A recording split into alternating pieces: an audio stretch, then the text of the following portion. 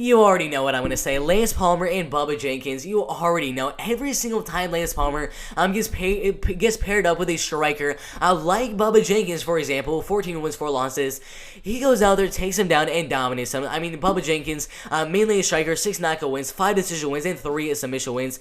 He's a striker. That's all you really have to say for the fight. A little bit taller, a little bit more of a reach. But Lance Palmer, if you have watched any of this man's fights, really, really good wrestling, really good ground and pound, and very, very good submission skills. 22 wins and 3 losses so far. I believe he's a double champion inside of the featherweight division, inside of the PFL. Beat Alex Gibbon twice, beat Alexander De Almeida, Luis Javier Loriento, Alex Gibbon again, Steven Seiler, Andre Harrison, and then Max Koga. I mean, he's undefeated inside of the PFL. Bebulak Magomedov, I mean, he's undefeated inside the PFL.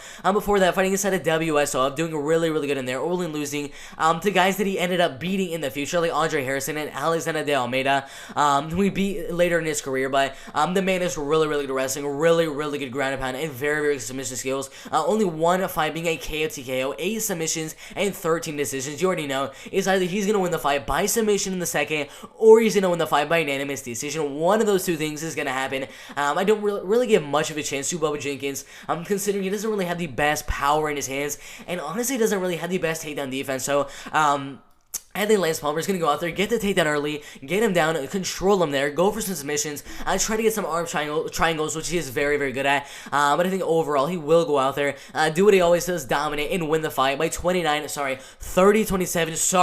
30-26. Yes, I think this fight is going to be a 30-26 unanimous decision win for Lance Palmer in the fight. I mean, he just has that style where every single one of his fights, if you don't have the takedown defense, he's going to dominate you. And I think that is exactly what's going to happen here. Lance Palmer, 30-26 unanimous decision.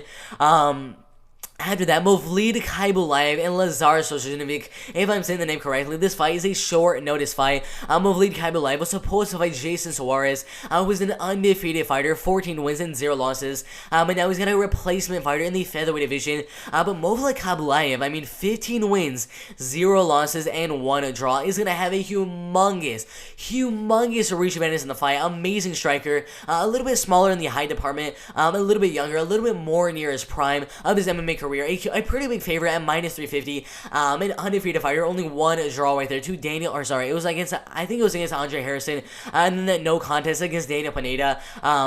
But very, very good striker, man. I mean, oh my god, 97% going Kaiba live. That is insane. But if you watch Kaiba live, I mean, the only things you really remember from this guy is his flying knees. You look at the fight against Damon Jackson, the jumping knee in 10 seconds, bro.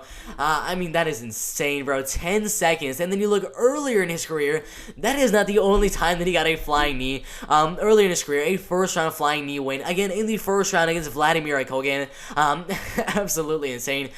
6 knockout wins, 7 decision wins, and 2 submission wins. The man is so explosive. I mean, to be able to generate that kind of power in only 10 seconds and just knock your opponent out that fast.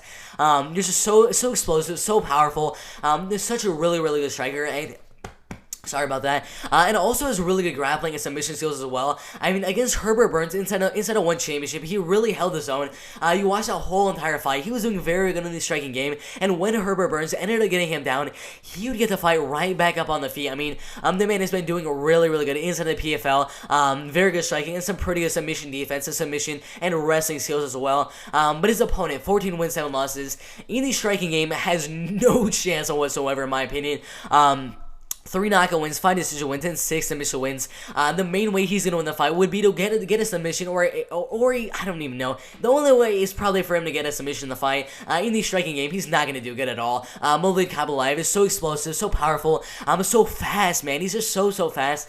Such an amazing, and powerful, explosive striker, man. He's crazy. But Lazar, his only real way to win the fight would be by submission. But considering Movlid Kaiba has never been submitted, never lost a fight ever in his professional MMA career, has fought guys like Herbert Burns, who's an amazing grappler, the first person who beat Herbert Burns. and showing that he's not only a striker and not only a powerful, explosive striker and anything like that, he also has the grappling and wrestling to back up that striking in case he's not doing good in the striking game, but he's going to do good in the striking, he's going to do good in the wrestling, he's going to do good in the grappling, everywhere in this fight. I have him winning the fight, but I think this one is going to 100% be a finish. Mobley Kaiba Life is going to go out there, in my opinion, finish the fight by second round knockout. He's just so explosive, so powerful. Definitely have him winning the fight. Second round knockout or TKO in the fight. But after that, we have Natan Schultz and Marston held.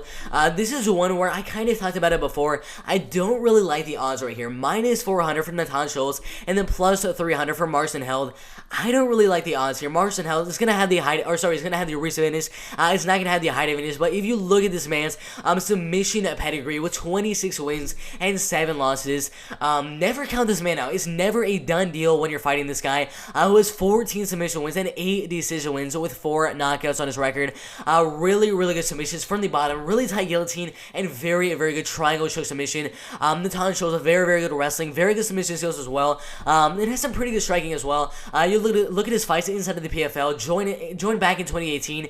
Decision win, submission win, draw, decision, submission, decision, and submission. So every single one of his wins inside of the PFL, either a submission or a decision win.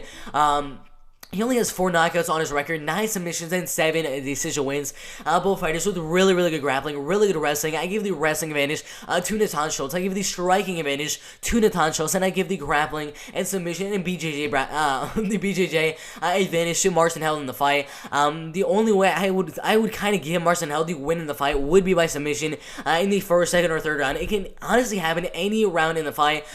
He's just a very good BJJ, really good submission skills by Natan Schultz with that amazing wrestling. I mean, I believe he has the record inside of the PFL right here, 72 takedowns just last year in 2019, or sorry, 2 years ago in 2019. It landed 72 out of 88 takedowns, guys. You do the math on that one. That is like 85% on his takedown accuracy, which is just amazing. That is all I have to say for Natan Schultz. Really good wrestling, really good submissions, and really good striking. I think overall, Natan Schultz will win the fight by decision, using that wrestling, using the grappling, trying to control Marston held on the ground, trying to defend those submissions from Marston held, or Marston held ends up lashing in one of those submissions, gets a guillotine, gets an arm triangle, gets any sort of submission on the ground. I mean, he has so many toe holds and leg lock submissions on his record right here. Heel hook again, knee bar submission right here. Knee bar submission again, arm bar, triangle, toe hold submission. I mean, he's so creative on how he wins his fights, but overall, I don't really agree with the odds considering how dangerous he is on the ground. Overall, we'll be going with Natan Schultz to defend those submissions, control the fight on the ground, land a lot of takedowns, get some ground and pound, control the fight, and win the fight by 29-28 unanimous decision. And then after that, you already know, guys, Anthony Pettis moving on to the PFL after having a lengthy career instead of the WEC and the UFC, becoming a lightweight champion in the WEC and inside the UFC, and is fighting Clay Collard, which probably is the worst opponent for them to put against Anthony Pettis. He's been doing not really too good in his boxing career, on a 2-fight losing streak, but both by unanimous decision. Before that, was doing pretty good as a boxer with 5 straight wins in a row. Second round knockout, decision win, second round knockout, and a decision win. As a professional MMA fighter, you look right here, most of his wins by knockout, 10 knockout wins, 5 decision wins, and only 3 submission wins. In this fight, you already know Anthony Pettis is a very good striker. You kind of remember him for those knockouts against Steven Wonderboy Thompson, the Joe Lozon knockout win. Sorry, who was I thinking? Benson Henderson knockout win. All those guys, you remember him for all those crazy, flashy head kicks, Superman punch knockouts. But the thing is, that is not the main way he wins his fights. The main way he wins is by submission. 10 submissions, 6 decision wins, and 8 KO TKO wins on his record so far. Joining the WC back in 2009, becoming the WC lightweight champion, beating Benson Henderson, losing to Clay Guida, which was crazy, as that was his first fight inside the UFC. But after that, amazing win streak, losing his belt to Javier Dos Anjos, fighting Eddie Alvarez, Edson Barbosa, Charles Oliveira, Max Holloway, Jim Miller, Dustin Poirier, Michael Chiesa. I mean, I can go on and on and on. Second round Superman punch on Steven Thompson in 5 seconds left in the fight. Such an explosive striker, really good grappling as well. 10 submission wins on his record.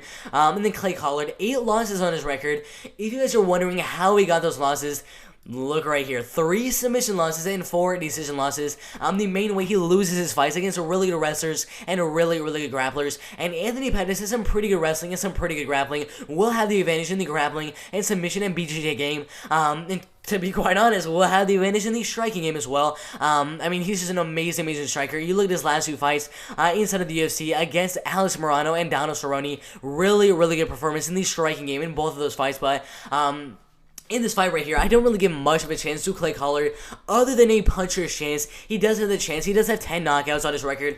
Could get a knockout here, but I think overall Anthony Pettis will go out there, possibly get a finish. A lot of people saying he's going to get a knockout or get a submission in the fight, but I think overall he's going to dominate the fight in the striking game, in the grappling game, in the wrestling game, wherever the fight goes. He's going to win the fight 100%. So I have Anthony Pettis winning in his first fight inside the PFL, a 30-27, possibly a 30-26, the unanimous decision. But yeah, that's my full card prediction right here. 10 fights on the whole entire PFL 2021 #1 regular season fight card. A really long name for a fight card right there. But I have Anthony Pettis winning his fight. I have Natan winning his fight. Movlid Kaiba winning his fight. Lance Palmer dominating his fight. Brendan Launon barely winning his fight. A very close striking fight right there. Joel Lutterback winning his fight. Ahmed Aliyev winning his fight. I mean, he has so much power, man. Chris Wade winning his fight. Tyler Diamond winning his fight. And Louis Karanskabov winning his fight. A very good striking fight right here. A lot of fights can definitely end by finish on the fight card. There's definitely a couple of fights that could end by submission, especially this one with Lance Palmer and Bubba Jenkins, and the one with Chris Wade and Anthony Dizzy. But a very good fight card overall.